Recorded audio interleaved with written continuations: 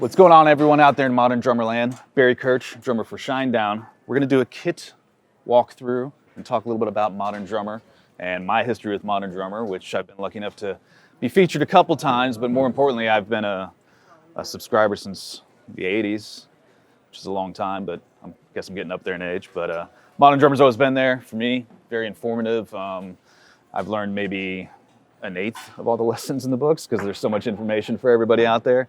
But it's cool to see what other drummers are doing and their playing styles and what they're into. And that's what modern drummer has provided for me and still provides for me because I'm a constant student of the drums, and you can always improve and get better. So there's that. Let's look at the kit. Let's see, where do we start? We'll start with cymbals. I'm a Sabian artist. Over here we got the Artisan 20-inch crash, HHX Explosion 19, Paragon 15-inch hats. I'm a fan of 15s for the big rock shows. They cut a little bit more, but they're not as, sometimes when you get to the 16s, they get muted. 14's a little bit too bright. I like a 15. Over here, we have an Artisan Ride. I think it's a 20 or 22, I can't remember. Still experimenting. This is an Artisan 19, HHX Explosion 20. So you kind of go 20, 19. It's what's comfortable for me, and I've kind of played in this configuration my whole career. Switched it up a couple times. I did 420 once. Get the reference? That's a joke. I don't smoke weed, but that was funny to do. Here, it's a Duolux 14 6.5 snare. And if you look at the head right now, Dom Famularo passed away. He was a good friend and a great teacher of mine. He actually saved my drumming career on loosening me up when I was having the carpal tunnel issues. I went to Dom, and he changed my life. So the rest of this tour, every single night's for Dom. Absolutely. He was one of the greats. 13x9, the kit itself is the Masters Maple Gum, and the wrap was done in the Music City Custom Shop in Nashville. So 13x9, 18x22, 16x16, 18x16. Over here's a marching drum that we kind of made really gushy sounding. It's used for a couple special effects on certain songs, Monsters being one of them.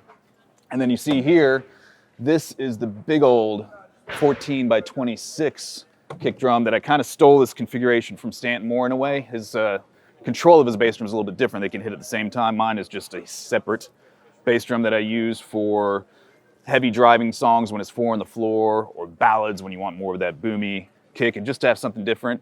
And it really looks cool from out front. So that's the idea. Then when it comes to electronics, Roland SPD-SX, and a BT1 that's controlled down here by the TM6 Pro. This is for like samples in between songs mostly.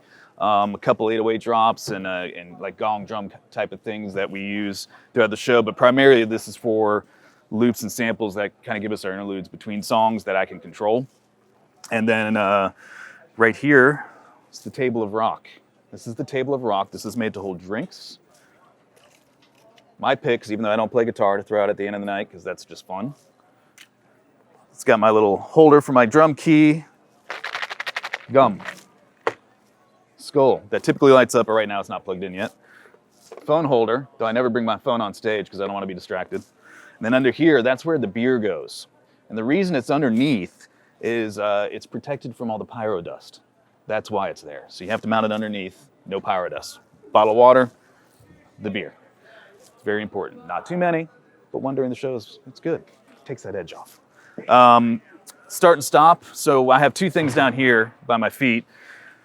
That's start and stop. I start and stop, control all the songs because it's a very choreographed set with the lighting and everything else. Everything is time coded and ran by computer. So when I start a song, the click's counting off, everything kind of goes into motion with the lighting. Plus we also have backing tracks, synths, little percussion things of that nature, because there is only 4 of us, but we want to be as close to the record as possible. So we do run some tracks.